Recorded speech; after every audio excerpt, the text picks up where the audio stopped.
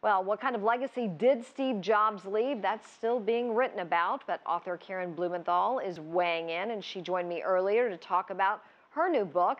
I asked her first what kind of leader Jobs was. He would have been a terribly difficult boss. He was very demanding. He had a terrible habit of claiming other people's ideas as his own.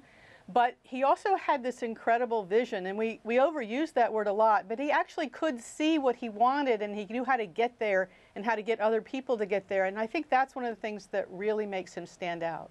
So you think it was his focus and determination? Yes, and that vision, that ability to see something that you and I might not be able to see. I see. What do we know about him preparing for his death? Does your book get into this, how he was preparing and what he thought his legacy would actually be?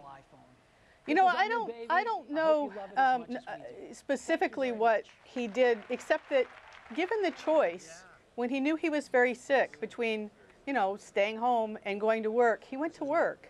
Apple was his baby, it was his dream, it was his legacy. And so I think his hope was that he would leave the world believing that technology wasn't just industrial, but it could be beautiful, it could be not just functional, but fun. I think he left us with this legacy that was much more than just products. You know, there's a lot of critics out there, Karen. People are already lining up to criticize this movie that's coming out. I'm sure people have drawn their own conclusions about previous works that have been written about him. Tell us, I mean, we know that Steve Jobs has changed the world as we know it in my generation for sure.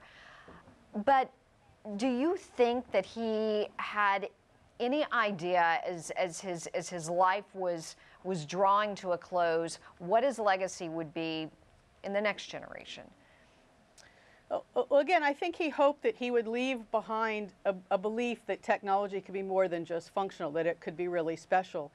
I know what you mean about people get seen in a different light after time. So now here we are 4 years after his passing, and the pendulum's going to swing some. And people felt this tremendous loss in 2011, and now they're going to pull back and they're going to be somewhat more critical.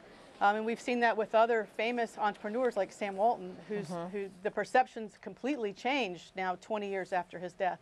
So, you know, some of the good and the bad may level out with Jobs, and we may forget some of the really great things he brought us and remember some of his difficult parts. But I do think he did change the world. I completely agree with you about that.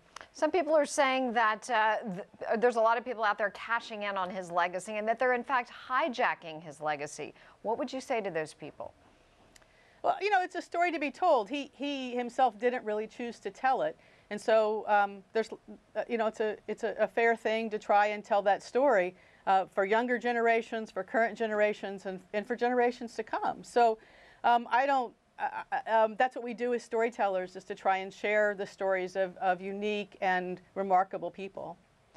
Does your book lend us any insight as to whether he had actually made peace with his family and the issues of being adopted and his daughter? I mean, I know he had actually reconciled with her and obviously eventually recognized her, but where was he in that process of healing?